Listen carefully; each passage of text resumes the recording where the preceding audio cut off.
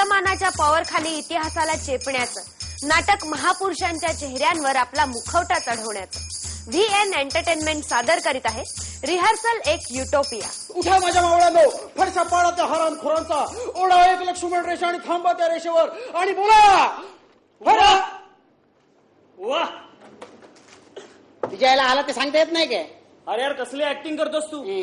जर सरांनी मला लीड दिला असता ना तर सेकंड लीड मी तुला द्यायला सांगितलं असता मित्रा. आईला फोन लावायचा, फोन दे. कधीतरी रिचार्ज करायचा. गेल्या 10 प्रयोगाचं पाकिट मिळालंय काय? हो व्यावसायिक नाटक करताय ना. टेपरे म्हणून दे. आली आली गरिबांची गरीब माधुरी दीक्षित आली. बा अदब बा मुळायचा होशियार, गरीबो की गरीब माधुरी दीक्षित आ रही है. आई मोठी पोरगी. हो सर, कुठे आहात हो तुम्ही? मी केव्हाची आले. केव्हाची आली म्हणते, केव्हाची आली म्हणते. काय गे वाजले किती? किती? अरे वाजले किती? उशीर उशीर काय झाला? सर मला पत्ताच भेटत नव्हता. अरे तुला काल भेटलो तेव्हा काय सांगितला? स्टेशनचा बाहेर आल्यावर मराठा चाळ म्हणून कोणाला पण विचारायचा का? चाळीच्या बाहेर असा मोठा बोर्ड लावलेला आहे, बिल्डर्स अँड डेव्हलपर्स. तसंच केलं सर मी.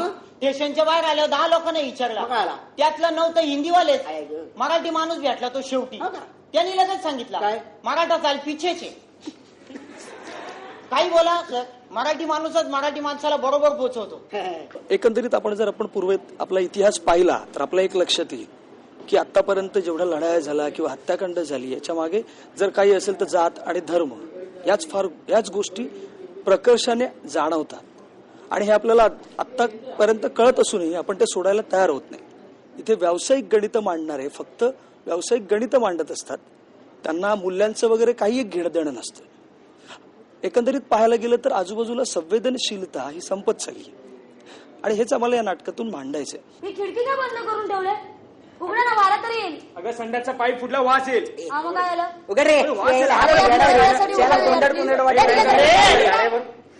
बंद आहे ना, बंदच राहू दे. बाबा सरबा टाकले. हा आलाय मोठा हुकुमशाह. हो या देशाला हुकुमशाहीचीच गरज आहे. लोकशाही म्हटलं ना की नुसते वाद आणि चर्चा. हुकुमशाहीमध्ये कसं कोणतरी एक डिसिजन घेणार आणि डायरेक्ट ऍक्शन. मग तुझं म्हणणं काय, लोकशाही नको? अरे बिलकुल नको. म्हणजे हिटलरनं जर्मनीचं आणि मुसोलिनीनं इटलीचं केलंय तसं देशाचं वाटोळं करायचं तुला? काय झालं वाटोळं? सांगा ना काय झालं वाटोळं? म्हणजे अरे आज शेती, उद्योग, विज्ञान, तंत्रज्ञान, खेळाची मैदानं यांमध्ये ते आपल्यापेक्षा पुढे धावतायत. सर्वप्रथम युटोपिया म्हणजे काय, बरेच जणांना प्रश्न पडतो. तर युटोपिया म्हणजे असं की एखाद्या काल्पनिक गोष्टीची कल्पना करायची आणि ती सत्यात उतरवण्यासाठी बळाचा वापर करायचा म्हणजे युटोपिया.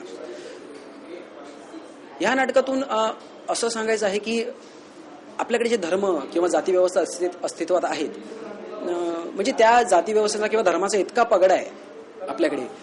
खरं तर हा पगडा जर नसता आणि माणूस हा फक्त माणूस म्हणून जर ओळखला गेला असता तर खूपशे प्रॉब्लेम झालेच नसते मुळात. बाप म्हणाला ती नाटकं बिटकं बंद करून आपला खाटकाचा धंदा बघा म्हणून. शनिवार रविवार मटणाला जेवढी लाईन असते तेवढी तुमच्या नाटकाला असते का? बरोबर आहे सर. मग विजला असेल. विजला पॅटला तो. बापाला म्हणाला नाटक पोटाच्या आगीसाठी नाही, डोक्याच्या आगीसाठी करतो. बरोबर आहे सर. शाबास. मग त्याचा बाप काय म्हणाला ते नाही सांगितलं त्याने, पण काल भेटला ना तेव्हा असाच आकाशाकडे नजर लावून म्हणाला, डिग्या ए डिग्या, नाटक जीवनाचा भाग आहे रे, पण जेवणाला पर्याय नाही. यात मी भूमिका करतोय दिग्दर्शकाची. म्हणजे हा दिग्दर्शक जो असा आहे की त्याने आतापर्यंत बरीच प्रायोगिक नाटकं केलेली आहेत, पण पैसा मिळत नाहीये, शिवाय आपल्या काही गरजा पूर्ण करायच्या आहेत म्हणून फक्त पैसे मिळतील म्हणून हे नाटक करायला हा दिग्दर्शक घेतो.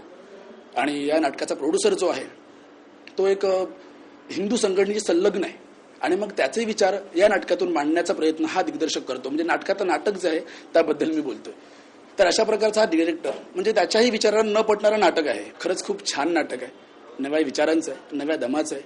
आम्ही सगळे नवीन तरुण रंगकर्मी आता आम्ही काम करतोय आणि प्रत्येक प्रेक्षकाने प्रत्येक माणसाने आपल्या आत माणूस पण जागा ठेवणाऱ्या माणसाने हे पाहिलं पाहिजे असं मी नक्की म्हणेन. काय नाही रे भावा, सगळी पॉलिटिक्स आहे, त्यांचं गोल बरोबर सक्सेस होतात ना. फुटबॉल मात्र आपलाच होतो.